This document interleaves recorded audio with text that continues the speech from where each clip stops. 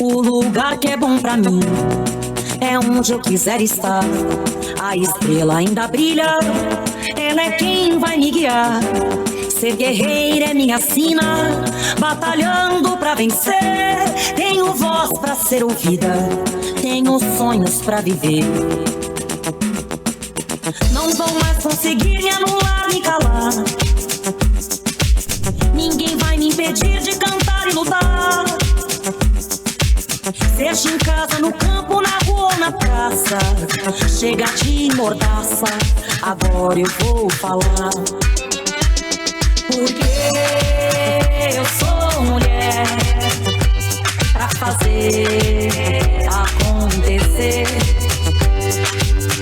Eu sou uma delas, são elas por elas, ocupando os espaços de poder. Porque eu sou mulher pra fazer acontecer. Eu sou uma delas, são elas por elas, ocupando os espaços de poder.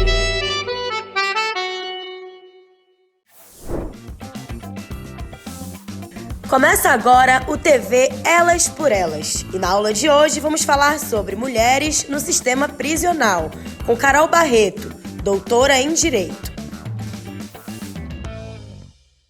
Boa tarde, companheiras e companheiros. Eu sou Carol, eu sou perita do Mecanismo Nacional de Prevenção e Combate à Tortura. Eu sou defensora de direitos humanos, militante do campo antiprisional, antimanicomial e antiproibicionista. Minha área de formação é no direito e eu tenho um histórico de atuação como advogada popular com pessoas privadas de liberdade e seus familiares. Atualmente, a gente tem um perfil de mulheres encarceradas no Brasil que é majoritariamente de mulheres jovens até 34 anos, então isso chega aí a quase 50% das mulheres. São mulheres também, em sua grande maioria, também cerca de 60% negras, pretas ou pardas. Geralmente são mulheres que vêm de situações de vulnerabilidade social, que têm baixa escolaridade. Então, também a gente percebe ali que o predominante são pessoas, né, mulheres que têm ali até o ensino fundamental incompleto, e mulheres que tiveram aí, às vezes, alguma dificuldade de inserção social. Muitas delas têm filhos, por mais que a gente tenha no Brasil uma legislação que garantiria às mulheres que têm filhos pequenos e né, e cujos filhos dependem dela, pudessem estar em prisão domiciliar, nós ainda temos um grande quantitativo de mulheres presas, né, em celas físicas que têm filhos, então chega aí a quase 15 mil. Atualmente, o total de mulheres, né, em cumprimento de pena no Brasil está por volta de 50 mil mulheres. E dessas, cerca de 30 mil estão em celas físicas. Por que eu digo celas físicas? Porque as demais estão em uma prisão domiciliar que pode ser com monitoração eletrônica ou sem. Mas a gente ainda tem essa realidade, né, de mulheres com filhos e muitas vezes mulheres que são mães solo. Claro que isso impacta muito a configuração familiar a partir da prisão, inclusive às vezes com a perda do poder parental. Então, essa é uma realidade bastante difícil aí do encarceramento de mulheres.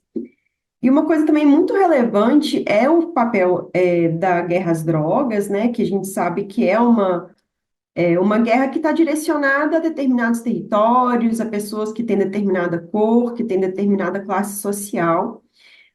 Então, no caso das mulheres, esse impacto é muito significativo, até mais do que entre os homens, porque, de fato, os crimes relacionados a tráfico de drogas são os que predominam, né? A maior parte das mulheres, cerca de 60% delas, estão presas por crimes de associação ao tráfico. Então, a gente vê como que isso tem um papel muito relevante no aumento do encarceramento feminino, que vem com um aumento progressivo e exponencial desde aí os anos 2000, tendo aí aumentado cerca de 500% nesse período, né? Então, a gente percebe que a criminalização, né, a política de criminalização das drogas, ela tem um impacto muito significativo no que diz respeito à privação, de liberdade de mulheres. Tem uma característica aí das mulheres, porque o que chama atenção nos dados é que a maior parte dos crimes não é de tráfico, é de associação para o tráfico, que é diferente. O que também sinaliza que muitas vezes essas mulheres, né, elas são condenadas por estarem associadas a pessoas que são, criminalizadas enquanto traficantes. Isso muda um pouco porque a gente imagina aí um cenário, e eu consigo dizer isso também a partir do meu diálogo com muitas mulheres, que geralmente elas estão ali dentro de uma configuração familiar em que às vezes a renda da família vem ali do tráfico de drogas e de alguma forma participam disso, nem sempre num lugar de protagonismo. Não que não existam mulheres que exerçam protagonismo também dentro do campo aí do comércio ilícito de entorpecentes, claro que existem, principalmente com o encarceramento de seus esposos, isso acontece muito, né? Então, mulheres que estavam ali junto com seus companheiros, em algum momento seus companheiros são privados de liberdade, elas às vezes acabam até assumindo essas funções. Mas a gente percebe que tem muita criminalização de mulheres pelo exercício comercial até que não é nem seu, digamos, de maneira prioritária, né? Então, eu já conheci mulheres que foram presas porque os seus maridos traficavam, e inclusive com um discurso, assim, muito moralista por parte do judiciário de que eram coniventes, de que usufruíam desse recurso, quando muitas vezes eram mulheres que estavam ali numa função de cuidado da casa e dos filhos, né, e que não tinha ali um controle sobre a forma como esse recurso ia entrar. E é muito complicado a gente imaginar que dentro de um contexto de vulnerabilidade, se o seu companheiro exerce essas atividades, que elas iam ter condições também de se desvincular disso, né? Porque elas também estão numa situação de vulnerabilidade, não têm renda própria. Então, quais as condições reais que essas mulheres têm de se desvencilhar, inclusive, de um contexto ali criminógeno? Muitas vezes elas não têm essas condições, na realidade, né? Então, acabam sendo pegas aí também dentro, de uma rede que as envolve, né? Claro, não estou dizendo que não haja mulheres que exerçam protagonismo no mundo do crime. Obviamente existem, mas o que os dados estão apontando é que a maior parte está sendo presa por associação a pessoas que traficam, e não porque elas mesmas são, digamos, as principais, pessoas dentro de uma rede criminal, assim. A gente tem, infelizmente, hoje uma legislação de drogas que tem tipos penais muito abrangentes. Então, o próprio tipo de tráfico de drogas, ele tem ali 17 verbos, né, que você pode praticar que vão ser tráfico. E nem todos eles são vender. Então, por exemplo, você tem guardar, você tem portar, você tem transportar. Quer dizer, você tem vários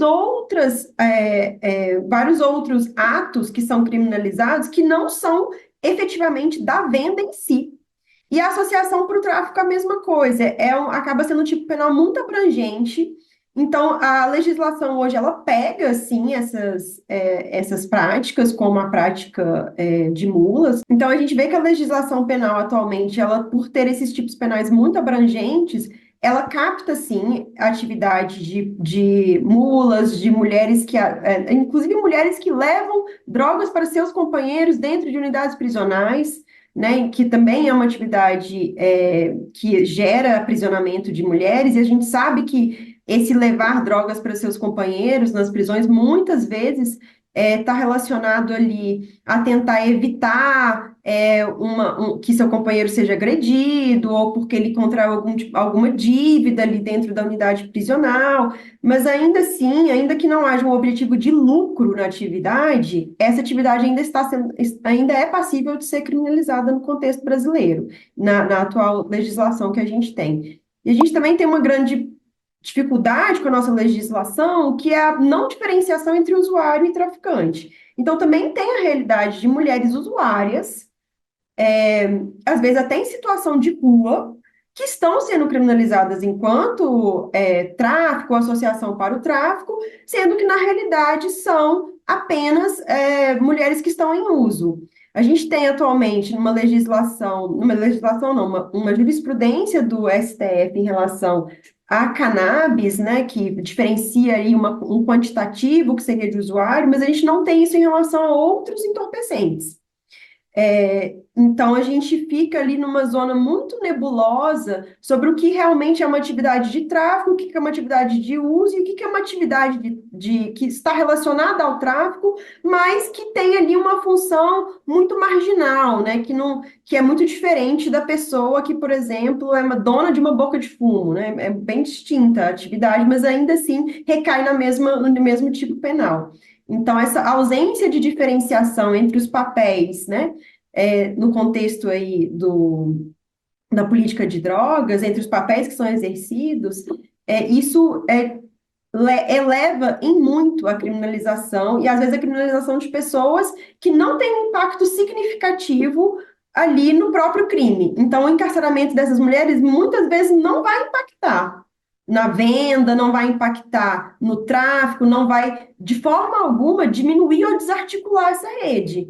Porque a gente sabe que muitas pessoas ali são substituíveis, né? E às vezes as funções ali que são secundárias das mulheres são ainda mais substituíveis. Ainda assim, a gente percebe que o poder público, que a polícia, que o sistema judiciário, por ter esse olhar, né, e esse viés altamente seletivo, não pega os peixes grandes do tráfico de droga, mas sim ali está pegando, às vezes, essas mulheres mães solos que moram na periferia, que estão ali exercendo papéis muito secundários e coloca elas em situação de cárcere, né?